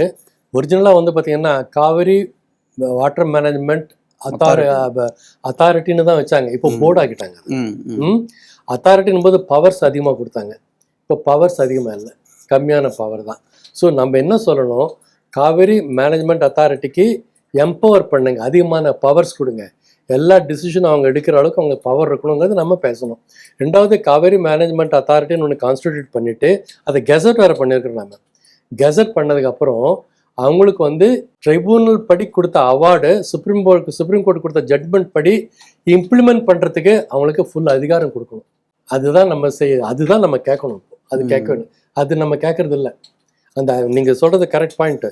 அந்த காவேரி வாட்டர் மேனேஜ்மெண்ட் போர்டுக்கு வந்து ஏன் பவர்ஸ் இல்லை, ஏன் அவங்களுக்கு வந்து எம்பவர் பண்ணக்கூடாது, ஏன் அந்த டிசிஷன் அவங்க எடுக்கக்கூடாது, நாங்கள் ஏன் சுப்ரீம் கோர்ட்டுக்கு போகணும்? இந்த சீசன் இப்போ பாருங்கள், இப்போ ஜூனில் தண்ணி வரல, நம்ம இந்த ஜூலையில் தண்ணி வரணும், அது வரலாமா, 40 டீம்ஸ் ஃபீட் வரணும், நம்ம சுப்ரீம் கோர்ட்டுக்கு போனோமா, எங்கள் போர்டு அந்த டிசிஷன் இருக்கக்கூடாதா? அதான் பிரச்சனை. ஸோ அந்த மாதிரி இஷ்யூஸ் நம்ம பேசணும். கரெக்ட், நீங்கள் சொல்கிறது right. Should be the water management board should be, Kaveri water management board should be empowered. Okay sir. அப்புறம் இந்த காவேரி மேகதாது டேம் பற்றி எல்லாரும் பேசும்பொழுது, இப்போ பெங்களூருக்கு தண்ணீர் தேவை வேணும், அதனால் நாங்கள் கட்டுறோம் அப்படின்றத அவங்க சொல்கிறாங்க. ஆனால் அதில் நிறைய சிக்கல்கள் இருக்குன்றத நீங்களும் விளக்குறீங்க, மற்றவங்களும் அதை சொல்கிறாங்க. இப்போ பிரச்சனை வந்து மேகதாதுல அணை கட்டுறதா, இல்லை காவேரி அணையை கட்டக்கூடாதுங்கிறதா? இல்லை, அணையே கட்டக்கூடாது. எந்த விதமான ஸ்ட்ரக்சரும் கட்டக்கூடாதுங்கிறது தான் தீர்ப்பு. அடுத்த 15 வருடங்களுக்கு ஒன்றுமே பண்ணக்கூடாது. You should ensure water flow in the river அப்படின்னு ரொம்ப கிளீனாக சொல்லியிருக்கிறாங்க. You should ensure water flow. அதை விட்டுட்டு நாங்கள் வந்து இப்போ அணை கட்டினா எப்படி நீங்கள் வாட்டர் ஃப்ளோ என்ஷூர் பண்ண முடியும்? அதுவும் 67 டீம்ஸ் ஃபீட் தண்ணி, 400 மெகாவாட் பவர் ஜெனரேஷன், அது கண்டிப்பாக ஒத்துக்கொள்ள முடியாது. அது வந்து தீர்ப்பாயத்துக்கு எதிரானது. ஓகே, காவேரி நடுவர்மன்ற தீர்ப்புக்கு எதிரானது, சுப்ரீம் கோர்ட் தீர்ப்புக்கு எதிரானது. ஆனால் இப்போ தண்ணியை சேவ் பண்ணணும்னா அணை மட்டும்தானே சார் நமக்கு இருக்கக்கூடிய வழியாகும்? எதுக்கு சேவ் பண்ணணுங்க? இப்போ நீங்கள் வேற எங்கேயா கொண்டு போங்க, இந்த காவேரி பொறுத்தவரை நீங்கள் டச் பண்ணக்கூடாது. உங்களுக்கு தண்ணி வேணும்னா அதுக்கு நான் என்ன பண்ண முடியும்? நீ எங்கேருந்தா தண்ணி கொண்டு வந்துக்கோங்க. நீங்கள் வாட்டர் மழை பெய்யும்போது தண்ணி சேகரிச்சுக்கோங்க, அதெல்லாம் பண்ணுங்க, ரீசைக்கிள் பண்ணுங்க, வேற எங்கே இருந்தால் தண்ணி கொண்டு வாங்க. பட் காவேரியில் நீங்கள் உங்களுக்கு தண்ணி இல்லைன்றதுக்காக நீங்கள் வந்து இது மாதிரி பட்டுறதுங்கிறது தீர்ப்பாயத்துக்கு தவறு. தீர்ப்பாயம் சொன்னதுக்கு தப்பு, சுப்ரீம் கோர்ட் ஜட்மெண்ட்டுக்கு தப்பு. இப்போ இன்னொன்று நான் சொல்லட்டுமா உங்களுக்கு? இன்னொரு இது சொல்கிறேன். பெங்களூருக்கு மட்டும்தான் தண்ணீர் தேவையா? உங்களுக்கு ஒரு விஷயம் சொல்கிறேன், தமிழ்நாட்டில் 80% குடிநீர் காவேரி நம்பியிருக்கு, தெரியுமா உங்களுக்கு? ம். சென்னை கூட காவேரி பயன்படுது. நம்பியிருக்கு, வீராணம் தண்ணி வரணும் இங்கே. ஆமா. ஓகே, இது தவிர நம்ம வந்து பல பகுதிகள் வந்து இந்த தண்ணியை டைவர்ட் பண்ணி குடிநீருக்கு அனுப்பிச்சிட்டு இருக்கிறோம். கூட்டு குடிநீர் திட்டம் நிறைய கூட்டு குடிநீர் எவ்வளோ போயிட்டு இருக்கு. அதெல்லாம் போக கிட்டத்தட்ட 2 கோடி மக்கள் இந்த இதை நம்பி விவசாயத்துக்கு மட்டுமல்ல, அந்த லோக்கலாக இருக்கிற மக்கள் இதை தான் குடிநீருக்கு உபயோகப்படுத்துகிறாங்க. ஸோ அது முக்கியம் இல்லையா? ம். பெங்களூருக்கு மட்டும் தான் குடிநீர் தேவையா? அவங்களுடைய வாழ்வாதாரம் முழுக்க பாதிக்கப்படுமே. 67 டீம்ஸ் விட்டு நீங்கள் விடாமல் தண்ணி போட்டிங்கன்னா இங்கே தண்ணி வராது, ஒரு சொட்டு தண்ணி கீழே வராது. அப்போ வாழ்வாதாரம் பாதிக்குமா? அது பரவாயில்லையா உங்களுக்கு? இன்னொன்று சொல்கிறேன் கேளுங்க, நீங்கள் வந்து ஒரு என்ன மண்டலம் நீங்கள் நினைக்கணும்னா எக்கோசிஸ்டம் பர்ஸ்பெக்டிவ் வேணும். ம். எக்கோசிஸ்டம் பர்ஸ்பெக்டிவ்னா சூழ்நிலை மனசில் வச்சுக்கோங்க. ஒரு ஆறில் தண்ணி போனதான் அது ஆறு. தண்ணி ஃபுல்லாக நாங்கள் வராமல் நாங்கள் தடுத்துருவோன்னா அது ஆறு கிடையாது. பெரிய வெள்ளம் வருமானா திறந்து விட்டுருவேன், மீதி நேரத்தில் ஃபுல்லாக அந்த தண்ணி விட மாட்டேன்னா அது என்ன மாதிரி நியாயம் அது? ஸோ அந்த ஆறுங்கிற அந்த வார்த்தையை, அந்த சூழலியல் அப்படிங்கிறதே நீங்கள் கம்ப்ளீட்டாக அந்த வார்த்தையை நீங்கள் எடுக்கிறீங்க. ம். இந்த சூழலியல் பர்ஸ்பெக்டிவ், எக்கலாஜிக்கல் பர்ஸ்பெக்டிவே இல்லை. அது கொஞ்சமாவது வேணும், ம். கொஞ்சமாவது வேணும். அந்த சூழலியலை பற்றி நீங்கள் படலைன்னா டெல்டா மட்டும் இல்லை, அண்ட் டெல்டா பற்றி பிச்சாவரம் டு வேதாரண்யம் லேக் 138 கிலோமீட்டர் நீளம் இருக்க அந்த கடற்கரை இருக்குல்ல, மொத்தம் பழா போயிடும். ம். கொஞ்சமாவது கடல் தண்ணி அங்கே நல்ல தண்ணி போனாதான் மீன்கள், ஆமைகள் வந்து முட்டையிடும். ம். சுத்தமாக அந்த இடத்துல தண்ணியே போகாது, கொள்ளிடத்தில் தண்ணி போகாது.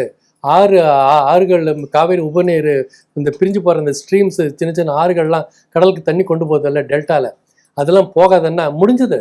ம். இது வந்து விவசாயத்தை மட்டும் பாதிக்காது, அங்கே இருக்கிற ஃபிஷர்மேன் அவங்களையும் பாதிக்கும். பல விதமான பிரச்சனைகள் இருக்குது இதில். அதனால் இதெல்லாம் ஒட்டுமொத்தமாக பார்க்கணும். அதனால் வந்து தண்ணி வந்து கடலுக்கு வீணாக போகுது, அதை வந்து நாங்கள் சேர்த்து வைக்கிறேங்கிறது வாதம் ரொம்ப ரொம்ப தவறு. கடலுக்கு தண்ணி போகணும். கடலுக்கு தண்ணி போனால் தான் அங்கே இருக்கிற மீன்கள் முட்டையிடறதுக்கு சௌகரியம், இல்லைன்னா முடியாது. ம். வெறும் உப்பு தண்ணியில் முட்டையிட முடியாது. அந்த கடலில் இருக்கிற வந்து கரைக்கு வந்து தான் அந்த முட்டையிடும், அந்த பிராக்கிஷ் வாட்டரில் தான், இல்லைன்னா கிடையாது. ம். ஸோ இவ்வளோ சூழலியல் எக்கலாஜிக்கல் பர்ஸ்பெக்டிவ் வேணும். சும்மா ஒரே மாதிரி ஒரு நேரோ பர்ஸ்பெக்டிவ் இருக்குல்ல, அக்ரெசிவ் நேரோ பர்ஸ்பெக்டிவ், தண்ணி வேணும், பெங்களூருக்கு தண்ணி வேணும், ரொம்ப ரொம்ப தவறு. நீங்கள் உபயோகப்படுத்துகிற தண்ணீரில் நீங்கள் 2000 MLD million litres per day நீங்கள் யூஸ் பண்ணுறீங்க. அதில் எவ்வளோ தண்ணி நீங்கள் ரீசைக்கிள் பண்ணுறீங்க? இன்னொரு பிரச்சனை சொல்கிறேன் பாருங்கள், அவங்க யூஸ் பண்ணுற தண்ணி பாதிக்கு மேலே தமிழ்நாட்டுக்கு தான் வருது, சீவேஜா பல ஆறுகளில் கலந்து. அதையும் நம்ம சகிச்சுக்கிட்டு இருக்கணும். இது வந்து நான் ஒரு பிரச்சனை உருவாக்குறதுக்காக நான் சொல்லலை. இதெல்லாம் பிரச்சனைகள் இருக்குது நமக்கு ஏற்கனவே, அதை பற்றியெல்லாம் பேசலை. அதனால வந்து மற்ற இன்னொரு டவுன் ஸ்ட்ரீம் ஸ்டேட்டோட பிரச்சனையை நீங்கள் புரிஞ்சுக்கோங்க, புரிஞ்சுக்கிட்டு அப்புறம் பேசுங்க. அதனால ஒரு கண்மூடித்தனமாக இதை நான் கட்டியே தீர்வேன்றத தவறு, அந்த அப்ரோச் ராங். ஸோ அப்போ இன்னொரு பிரச்சனை எப்போ பார்த்தாலும் நிறைய பேர் சொல்கிறது என்னென்னா, தமிழ்நாட்டில் மேட்டூரை தாண்டி அணைகளே இல்லை, இவங்க மேட்டூர் மட்டும்தான் அணையாக வச்சுருக்காங்க. அப்போ நாங்கள் உபரி நீர் திறந்து விடும் பொழுது மேட்டூர் நிறைஞ்சிருச்சுன்னா அவங்க திறந்து விட்டுறாங்க, நேரடியாக கடலுக்கு போயிடுது. அப்போ நீங்கள் வந்து நல்ல நீர் வரத்து இருக்கும் பொழுது இதை சேமிப்பதற்கு வேற வழிகளை ஏன் தேடக்கூடாது அப்படின்னு யார் சொல்கிறது? இயல்பாக இந்த வாதங்கள் வரும்போது இந்த வாதங்கள்லாம் நிறைய வருதுங்க. இப்போ வந்து நான் என்ன சொல்கிறேன், நிறைய அணைகள் கட்டிக்கிட்டே இருக்கிறதுங்கிறது ஒரு விஷயம், அது கட்டத்துக்கு இடம் இருக்கா இல்லையாங்கிறது இன்னொரு விஷயம். அதுக்கு சூழலியல் பிரச்சனைகள் வரத்தே இருக்குது. ஆனால் நம்ம என்ன செஞ்சுட்டு இருக்கிறோம்னா, குட்டி பேரேஜஸ் கட்டுறோம், சின்ன அதுதான் நல்லது. தடுப்பணைகள் சின்ன தடுப்பணைகள் கட்டுறோம். அதனால் தண்ணி நிலத்தடி நீர் பெருகும். நம்ம வந்து ஓரளவு சேர்க்கலாம்.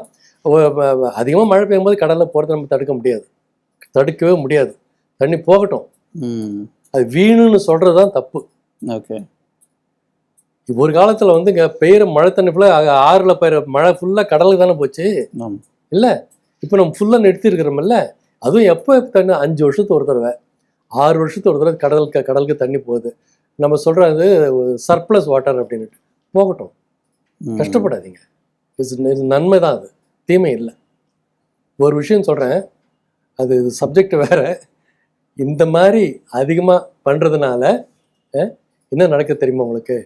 கடலின் உப்புத்தன்மை அதிகமாகிட்டே போகுது, அசிடிட்டி லெவல் அதிகமாகுது. நான் என்ன சொல்கிறேன், ஓஷன்ஸ் ஆர் டையிங். அதனால் பல பிரச்சனைகள் இருக்குது, இன்னைக்கு. நம்மெல்லாம் வந்து நினச்சிட்டு இருக்கிறோம் நமக்கு வந்து ஆக்சிஜன் எங்கேருந்து கிடைக்குது அப்படின்ட்டு. எங்கேருந்து கிடைக்குது நம்ம ஆக்சிஜன்லாம்? கடல்ல இருந்து தான். கடல்ல இருந்து தான். எவ்வளோ கிடைக்குது? 50% மேலே. 40-50% நமக்கு. ஆனால் அது குறைஞ்சிட்டே வருது. ஸோ நம்ம கடலில் நம்மளால் சுவாசிக்கவே முடியாது. நம்ம கடலை எப்படி ட்ரீட் பண்ணுறோம்? We treat the ocean as the world's largest dustbin. உலகத்தின் மிகப்பெரிய குப்பை தொட்டியை நம்ம ட்ரீட் பண்ணுறோம். ஆனால் அந்த கடல் நமக்கு என்ன பண்ணுது? ஆக்சிஜன் கொடுக்குது. ஆக்சிஜன் மட்டும் கொடுக்கல, நம்ம வெளியிடுற அந்த கரியமிலை வாயுகள் இருக்குல்ல, greenhouse gases, methane, CO2, carbon dioxide, carbon monoxide, black carbon, எல்லாத்தையும் அதை அப்சர்வ் பண்ணிக்குது. அது வேறு 30% ஆஃப் தி எமிஷனை நம்ம சொல்கிறோம்ல, கிளைமேட் சேஞ்சு, குளோபல் வார்மிங் வருதுன்னு, அதை வந்து உள்வாங்கிக்குது.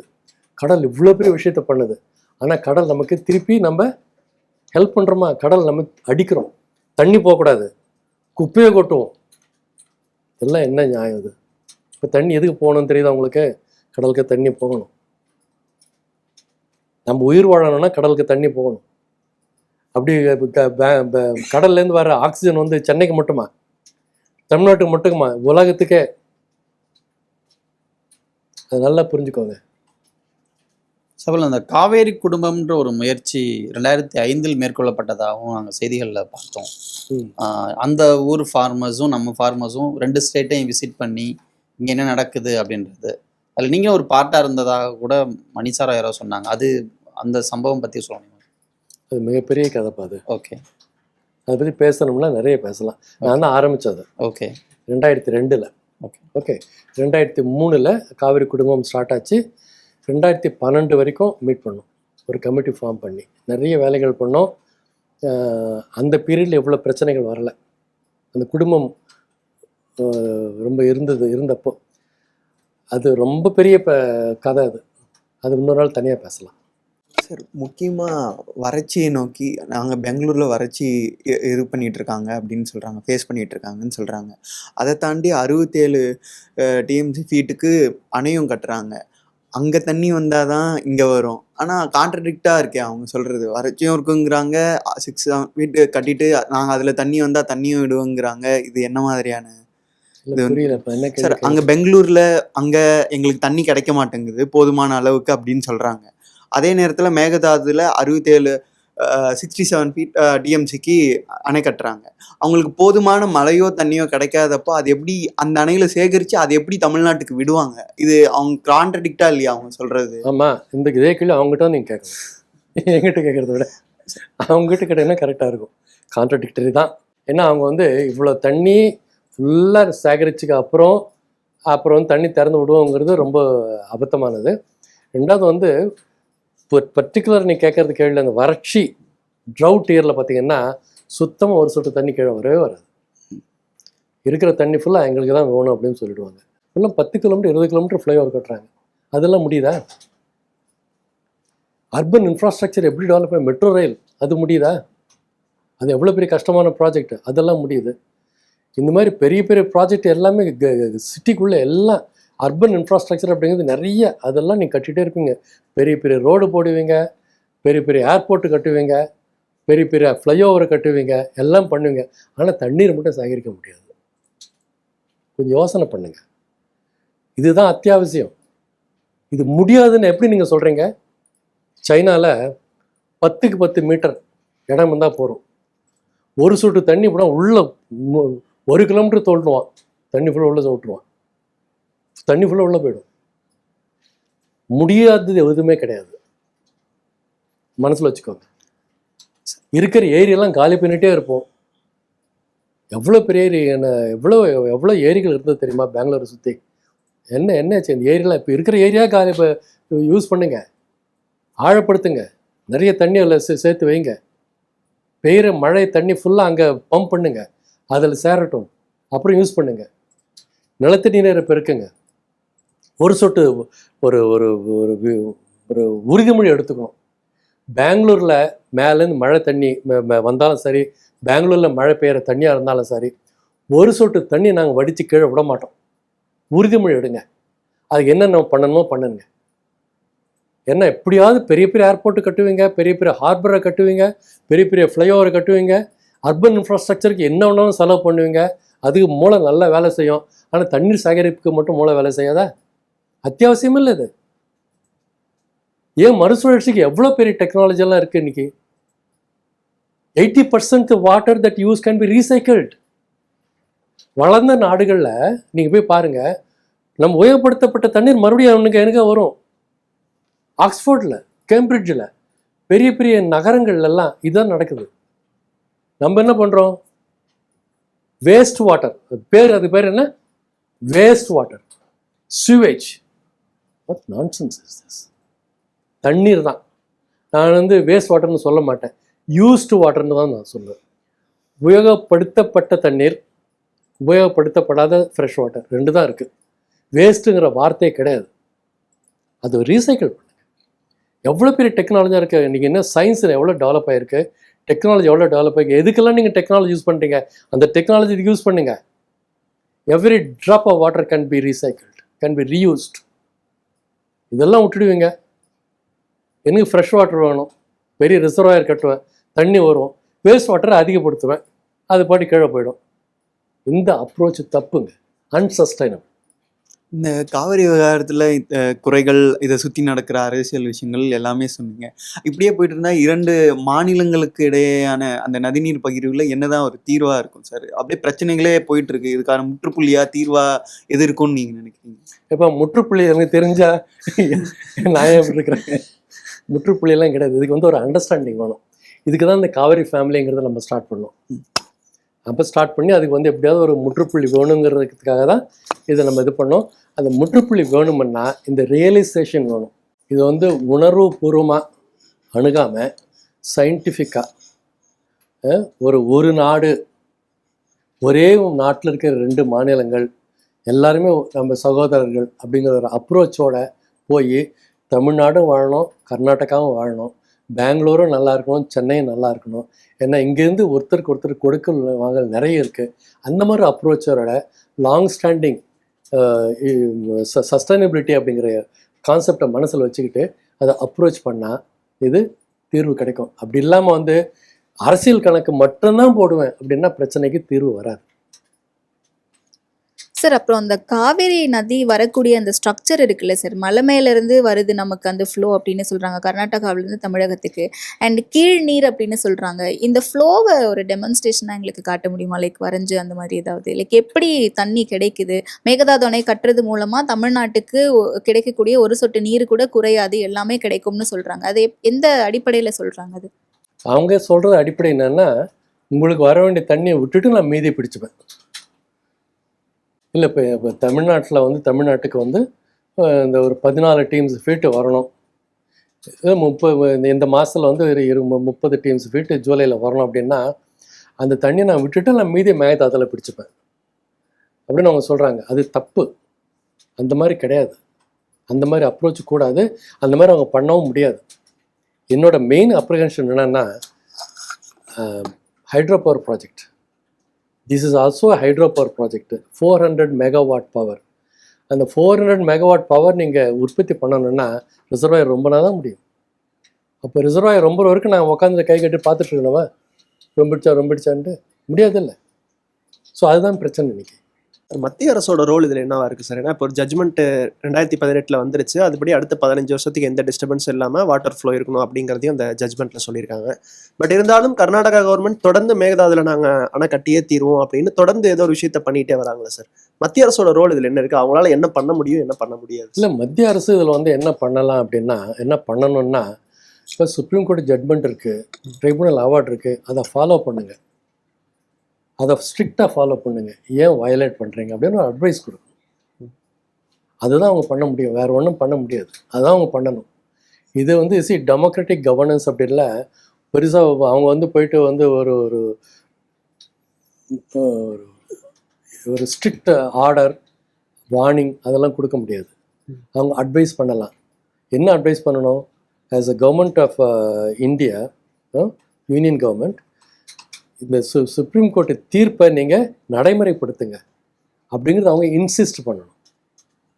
அதுதான் அவங்க செய்யணும். அப்படி இல்லைன்னா சுப்ரீம் கோர்ட் ஜட்மெண்ட்டுக்கு அர்த்தமே இல்லாமல் போயிடுமே.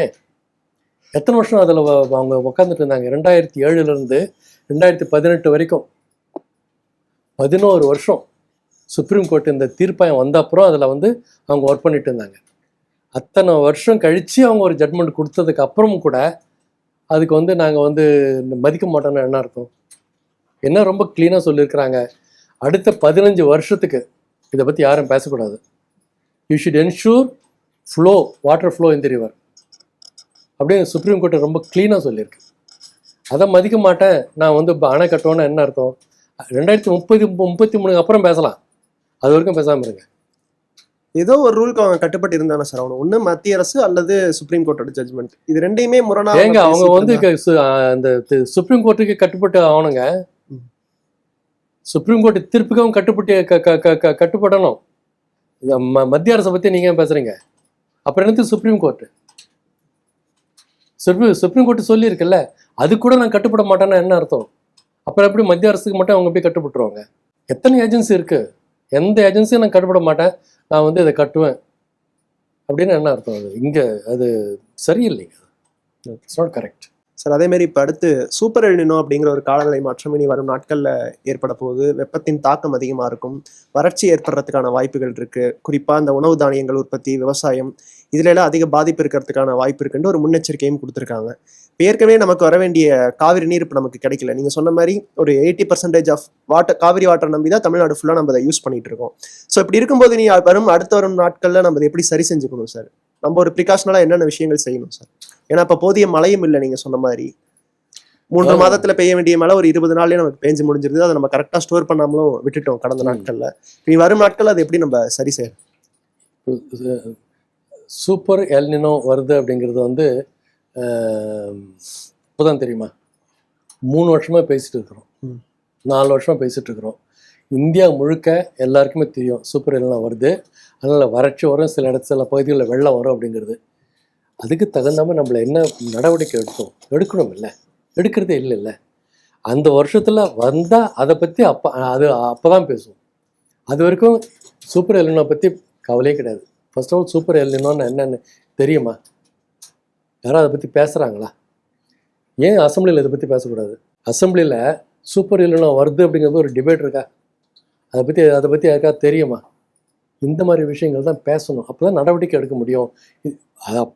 அதெல்லாம் நம்ம ஒரு இஷ்யூவாகவே பார்க்குறதில்ல, இஷ்யூவாகவே அது பார்க்கல. It's going to really affect. நம்ம மான்சூன்ஸ் ரொம்ப மோசமாக பாதிக்க போகுது. வறட்சி இப்போ நம்ம இந்த வருஷத்தில் நம்ம தொடர்ந்து இன்னைக்கு நேற்று 102 டிகிரி ஹீட்டு டெம்பரேச்சர் சென்னையில் தொடர்ந்து ஹீட்டு அதிகமாகிட்டே இருக்குது. அதை பற்றி நம்ம என்ன பேசுகிறோம்? அதை பற்றி நம்ம கவலையே படுறது இல்லைல்ல.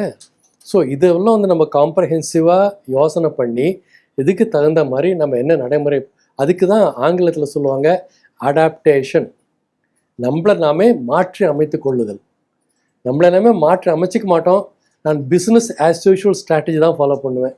எப்பவும் இருக்கிற மாதிரி தான் நான் இப்பவும் இருப்பேன். எனக்கு வறட்சி வரக்கூடாது, வெள்ளம் வரக்கூடாதுன்னு எப்படி முடியாது? You will suffer. பட் அதுக்கு தகுந்த மாதிரி நம்ம மாற்றி அமைச்சுக்கிட்டா யூ வில் சர்வைவ். அதுக்கு தான் நம்ம வழிமுறையை பார்க்கணும். நிறைய வழிமுறைகள் இருக்குங்க, நிறைய சொல்லியிருக்கிறோம், நிறைய பேசியிருக்கிறோம், நிறைய எழுதியிருக்கிறோம். யார் ஹூ கேர்ஸ்? இதை பற்றி யார் கவலைப்படுறாங்க சொல்லுங்கள்? இப்போ தமிழ்நாட்டில் பார்த்தீங்கன்னா சென்னை எடுத்துக்கிட்டிங்கன்னா, சென்னை பற்றி நம்ம என்ன பேசுகிறோம்? ஒரே ஒரு ஒரு 2 மணி நேரம் 3 மணி நேரம் மழை பெஞ்சா உடனே நம்ம என்ன பண்ணோம்? அங்கே தண்ணி நின்றது, இங்கே தண்ணி நிற்குது, அங்கே வெள்ளம் வந்துடுச்சு, இங்கே வெள்ளம், அதானே பேசுவோம். மற்ற நேரத்தில் அந்த தண்ணியை பற்றி பேசுகிறோமா? பேசவே மாட்டோம். அதே மாதிரி தொடர்ந்து ஒரு வருஷம் மழையே பெய்யலைன்னா உடனே வறட்சி வந்து விட்டது, அந்த லாரி லோடு ஃபுல்லாக தண்ணி வந்துட்டுருக்கு அப்படின்ட்டு அங்கே இருக்கிற தண்ணி கொண்டு வந்து அங்கே இருக்கிறவங்களுக்கு தண்ணி வேண்டாமா? இந்த மாதிரி ஒரு பிரச்சனை, இந்த மாதிரி ஒரு அப்ரோச் அதெல்லாம் வரவே கூடாது. You should think about how to link drought and flood. You should learn to live with excess water. என்னை பொறுத்த வரைக்கும் வெள்ளம்னு என்ன தெரியுமா? Excess water. அதானப்பா. ஒரு 10 நாள் தண்ணி நிற்கட்டுமே, அது எப்படியோ உள்ளே சேர்க்குறோம், எப்படியோ கன்சர்வ் பண்ணலாமே. 10 நாள் தானே, இருந்துட்டு போட்டோம், என்ன பெரிய கம்ப்ளைண்ட்டு? அதை பற்றி பெரிய இது இல்லை. அந்த தண்ணி ஃபுல்லாக எப்படியா சேர்க்கறது வழி பார்க்கணும். அங்கே லோக்கல் ரெசிடென்ட் அசோசியேஷன் சரி, பெரிய ஃப்ளாட் காம்ப்ளெக்ஸ் சரி, கார்பரேஷனும் சரி, வாட்டர் ரிசோர்ஸஸ் டிபார்ட்மெண்ட் சரி, எல்லாரும் திங்க் பண்ணி இந்த தண்ணி எப்படிப்பா கன்சர்வ் பண்ணுறது. பெரிய பெரிய பிரிட்ஜு கட்டுறதுக்கெல்லாம் நீங்கள் போகிறீங்கல்ல, ஏர்போர்ட் கட்டுறதுக்கெல்லாம் நீங்கள் பெரிய யோசனை பண்ணிட்டு உட்காந்துறீங்களே, தண்ணி கன்சர்வ் பண்ணுறதுக்கு யோசனை பண்ணுங்க. எவ்வளோ வழிமுறைகள் இருக்கு, எத்தனை வழிமுறைகள். ஒரு சொட்டு தண்ணி கூட நம்ம வீணாக்க முடியாது, நம்ம அதை சேர்க்க முடியும். வழிமுறைகள் இருக்கு, ஆனால் பண்ண மாட்டோம். நம்ம பண்ணுவோம், எதுக்கு பண்ணுவோம்? ஆயிரக்கணக்கான கோடி செலவு பண்ணி ஸ்டாம் வாட்டர் ட்ரெயின் கட்டுவோம், மைக்ரோ ட்ரெயின் கட்டுவோம், மேக்ரோ ட்ரெயின் கட்டுவோம். எதுக்கு? தண்ணி ஃபுல்லாக வழிச்சு விடுறதுக்கு. Approach is wrong. Your approach should be to conserve water. அப்படி வாட்டரை நீங்கள் கன்சர்வ் பண்ணிங்கன்னா நீங்கள் உங்களுக்கு தண்ணி, குடி தண்ணீருக்கும் தண்ணீர் தேவைக்கும் நீங்கள் ஒரு ஆன்சர் கொடுக்குறீங்க. ஃப்ளட்டுக்கு ஆன்சர் கொடுத்துட்றீங்க, ஃப்ளட்டும் வராது. அதனால் ஃப்ளட் ரிலீஃப் கொடுக்க வேண்டாம், ட்ரவுட் ரிலீஃப் கொடுக்க வேண்டாம், பெரிய கஷ்டம் கிடையாது. ஃபஸ்ட்டு ப்ரியாரிட்டி என்ன கேட்டிங்கன்னா தண்ணீர், water management. Water conservation should be the first priority, not infrastructure building. பெருசாக பெரிய பெரிய அர்பன் இன்ஃப்ராஸ்ட்ரக்சர் கட்டுறீங்கல்ல, அதை பற்றியெல்லாம் கவலையப்படாதீங்க. எனக்கு வேண்டியது ஃபஸ்ட்டு இது தான். இது பண்ணிவிட்டு மீதியெல்லாம் அப்புறம் பார்த்துக்கலாம். அதே மாதிரி உபயோகப்படுத்தப்பட்ட தண்ணீரை மறுசுழற்சி எப்படி பண்ணுறது, அது பண்ணுங்க. சார், இப்போ காவேரியை குடிநீர், விவசாயம் சார்ந்து மற்ற எந்த வகையிலலாம் நம்ம சார்ந்து இருக்கிறோம், அது எந்த அளவுக்கு நமக்கு தேவையாக இருக்குது? காவேரி நீர் தாங்க விவசாயத்துக்கு உபயோகப்படுத்துகிறோம் நம்ம. அப்புறம் வந்து நிறைய இடத்துல காவேரியில் தண்ணி போகலன்னா நிலத்தடி நீர் பெருகாது, அப்போ நிலத்தடி நீர் அவுட்டு. அப்புறம் இது கூட்டு குடிநீர், அவர் சொன்ன மாதிரி நிறைய இடத்துல காவிரி தண்ணீர் நம்ம கூட்டு குடிநீருக்கு அனுப்பிச்சிட்ருக்குறோம். ஸோ குடி தண்ணீரும் பாதிக்கும், நிலத்தடி நீர் பெருகாது, அது டிப்ளீட் ஆகும், விவசாயம் பாதிக்கும். இப்படி பல பிரச்சனைகள். ரெண்டாவது நம்ம பார்த்திங்கன்னா காவிரி டெல்டா பொறுத்த வரைக்கும் தண்ணீர் ரெகுலராக டைம்லி சப்ளை இல்லை. அதனால் நிலத்தடி நீர் அதிகமாக யூஸ் பண்ணுறாங்க. அந்த காவிரி தண்ணீரை நிலத்தடி நீர் நீங்கள் மறுபடியும் ரீப்ளனிஷ் பண்ணாதான் அங்கே நிலத்தடி நீர் கிடைக்கும், இல்லைன்னா கடல் தண்ணி உள்ளே வரும், ஏன்னா வந்துடுச்சு நிறைய. ஸோ இப்படி பல பிரச்சனைகள் இருக்குது. காவிரி தண்ணீர் வரலை அப்படின்னா it will result in serious ecological crisis. இல்லைங்க சார், குடிநீர், விவசாயம் தவிர்த்து வேற என்ன மாதிரியெல்லாம் நம்ம அந்த காவிரி நீரை பயன்படுத்திட்டு இருக்கோம் அப்படின்னு? இண்டஸ்ட்ரீஸ் யூஸ் பண்ணுறோமே, நொய்யல் பேசின், அதான் நொய்யலில் என்ன தண்ணி யூஸ் பண்ணுறோம், அங்கே அது யூஸ் பண்ணுறோம். நிறைய இடத்துல இப்போ இந்த இண்டஸ்ட்ரியல் வாட்டர் ஃபுல்லாக நிலத்தடி நீர் தான். நிலத்தடி நீர் காவிரி தண்ணீர் தான், அதுதான் உள்ளே போகுது. இதுதான் நம்ம யூஸ் பண்ணுறோம். சார், நமக்கு இப்போ அவார்டு 177 TMC நம்ம அவங்க தரணும். அது அவங்க சரியான நேரத்தில் தராட்டினா கூட ஒரு மாதிரி சர்ப்ளஸாக வர தண்ணி அப்படி இப்படின்னு சேர்த்து நமக்கு அதை விட அதிகமான நீர் மேபி அந்த 1 இயரில் எப்படியோ வந்துடுறதுக்கான வாய்ப்புகள் இருக்குது. ஆனால் அப்படி வரக்கூடிய வாட்டர் தமிழ்நாட்டுக்குள்ளே ஒன்ஸ் இந்த காவிரி வாட்டர் வந்ததற்கு பிறகு நம்ம அதை சரியாக தான் பயன்படுத்துகிறோமா, இல்லை அதுக்கு நம்மகிட்ட மெக்கானிசம் உண்மையிலே இருக்கா? ஏன்னா நம்ம எவ்ரி டைம் ஒவ்வொரு வருஷமும் இப்போ முல்லை பெரியாறில் நமக்கு பிரச்சனை இருக்குது, காவிரியில் பிரச்சனை இருக்குது, ஆந்திராவோடையும் நதிநீர் பிரச்சனை இருக்குது, எல்லா கூட அணைகள் சம்மந்தமாக பிரச்சனை இருக்குது. அப்போது நம்ம அந்த தண்ணி நமக்கு கிடைக்கணுன்ற உரிமை புரிஞ்சுக்க முடியுது. ஆனால் தண்ணீர் வந்ததற்கு பிறகு நம்ம அதை என்னவாக பயன்படுத்துகிறோம், சரியான முறைகள் நம்மகிட்ட இருக்கு? 2 கேள்வி, 2 இஷ்யூ இதில். ஒன்று அவங்க வருஷ கடைசியில் மொத்தத்தையும் சேர்த்து விட்டுற 177 TMC தப்பு. Timely availability of water is very important. குருவையில் ஜனவரியில் தண்ணி விட்டால், ஜூனில் தண்ணி விட்டால் தான் நான் குருவை சாகுபடி பண்ண முடியும். ஓகே, அப்புறம் சம்பா சாகுபடிக்குன்னு தண்ணி விட்டால் தான் அந்த நேரத்தில் சாகுபடி பண்ண முடியும். நான் மொத்தமாக சேர்த்து விட்டுறேன்னு சொல்கிறது தப்பு. அதனால தான் ட்ரிபியூனல் என்ன சொல்கிறாங்க, ஜூனில் இத்தனை TMC, ஜூலையில் அப்படின்ட்டு பிப்ரவரி மாதம் வரைக்கும் ஒவ்வொரு மாதம் இவ்வளோ தண்ணி விடணும் அப்படிங்கிறது அவங்க டைம் டேபிள் கொடுத்துருக்குறாங்க. அதை அவங்க ஃபாலோ பண்ணணும். அது இல்லாமல் தண்ணீர் பற்றாக்குறை காலங்களில் தண்ணி எப்படி ஷேர் பண்ணிக்கிறதுங்கிறது டிஸ்ட்ரஸ் வாட்டர் ஷேரிங் ஃபார்முலான்னு வேறு ஒன்று இருக்குது. டிஸ்ட்ரஸ் இயரில் அதையும் ஃபாலோ பண்ணணும். அவங்க எதுவுமே ஃபாலோ பண்ணுறதில்ல. ஓகே. அவங்களுக்கு எப்போ விருப்பமோ அப்போ திறந்து விடுவாங்க, மீதி நேரத்தில் மூடிடுவாங்க. இன்றைக்கி நடக்கிறது அதுதான். வெள்ளம் அதிகமாக இருக்கும்போது திறந்து விட்டுருவாங்க, இல்லைன்னா தண்ணியே வராது. இப்படி பிரச்சனைகள் நமக்கு இருக்குது. நம்ம ஒவ்வொரு வருஷமும் காவேரி வாட்டர் அத்தாரிட்டி போர்டுக்கும் சுப்ரீம் கோர்ட்டும் நம்ம கேஸ் ஃபைல் பண்ணணும். இந்த நேரத்தில் தண்ணி வரல, விட சொல்லுங்கள் அப்படின்ட்டு இதான் நடந்துகிட்ருக்கு. பட் அடுத்தது நம்ம இன்னொரு கேள்வி நீங்கள் என்ன கேட்டிங்கன்னா வந்து, அந்த மாதிரி சமயத்தில் மொத்த தண்ணி நம்ம மொத்தமாக ஒரே சந்தில் விட்டால் நம்ம என்ன பண்ணுறது அப்படின்ட்டு தவறு. அதை நம்ம வந்து சேர்க்கலைங்கிறது அது வேறு விஷயம். ஆனால் அதை வந்து எப்படி உபயோகப்படுத்த அப்படின்னா முடியாது. அதனால அந்த நேரத்தில் தண்ணி தேவையில்லை. அறுவடை காலம், அப்போ தண்ணி வந்து என்ன பண்ணுறது? நடவு முடிஞ்சிடுச்சு, அப்போ எனக்கு தண்ணி தேவையில்லை, அப்போ நான் என்ன பண்ணுறது? இப்படி பல சிக்கல்கள் இருக்குது. So what is important is to ensure timely availability of water. அதனால தான் ஒவ்வொரு மாதமும் எவ்வளோ தண்ணிங்கிறத ட்ரைபுனல் நமக்கு சொல்லியிருக்கிறாங்க. எக்ஸஸ் வாட்டர் அதிகமாக வரும்போது அங்கங்கே நான் ஏற்கனவே சொன்ன மாதிரி நிறைய பராஜஸ் இருக்குது, இன்னும் கட்டலாம். அதெல்லாம் நம்ம அங்கங்கே குட்டி குட்டியாக கட்டலாம். பெரிய பெரிய ரிசர்வாயர் ஐ எம் அகைன்ஸ்ட். பெரிய பெரிய ரிசர்வாயர் வேண்டாம். நிறைய சின்ன சின்ன தடுப்பணைகள் பராஜஸ் கட்டி தண்ணி சேர்த்தால போகும். ஓகே. இப்போ 2 ஸ்டேட்லையுமே பார்த்தோம்னா கண்டினியூவஸாக இது ஒரு போர் மாதிரி தான் இருக்குது எப்போவுமே. ஏதாவது ஒரு பிரச்சனை வந்தால் இங்கேயும் சிக்கல் வருது, அங்கேயும் சிக்கல் வருது. ஒரு வின் டு வின் சுச்சுவேஷனாக இல்லை நம்ம என்ன சார்? வின் சுச்சுவேஷன் அப்படின்னா ட்ரைபுனல் அவார்டை ஃபாலோ பண்ணுங்க. இதெல்லாம் நீங்கள் சொல்கிற அந்த ப்ராப்ளத்தெல்லாம் டிஸ்கஸ் பண்ண அப்புறம் தாங்க ட்ரைபுனல் அவார்டு கொடுத்துருக்குறாங்க. மறுபடியும் அதை பற்றி 2 பேருக்கும் வின் சுச்சுவேஷன், இதுதான் வின் சுச்சுவேஷன். இப்போ 192 டீம்ஸ் ஃபீட் எனக்கு வந்திருக்கணும் as per the interim award. அது ஃபைனல் அவார்டு அதை சொன்னாங்க. சுப்ரீம் கோர்ட் என்ன பண்ணாங்க, அவங்களுக்கு குடித தண்ணீர் தாப்பா ஒரு 4 டீம்ஸ் விட்டு பெங்களூருக்கு கொடுத்துரு, அப்புறம் 10 டீம்ஸ் என்வரான்மெண்டல் ஃப்ளோ கொடு. அதை குறைச்சாங்கல்ல 177. இதுக்கு மேலே அப்புறம் என்ன வின்னு? இன்னொரு 10 டீம்ஸ் குறைச்சிக்கலாமா? வின் அது பாண்டிச்சேரிக்கு நம்ம 10 டீம்ஸ் என்ன வாட் இஸ் திஸ்? வின்னுங்கிறது இதுதான். இதுக்கு மேலே வின் கிடையாது. இனிமேல் வின் லூஸ் தான். Let's not think about that. Don't forget 1990 2018 எத்தனை வருஷம் ஆச்சு? 28 வருஷம், கிட்டத்தட்ட 30 வருஷம் இந்த ட்ரைபுனல்ல நம்ம உக்காந்துட்டு இருந்து இந்த முடிவு வந்திருக்கிறோம்.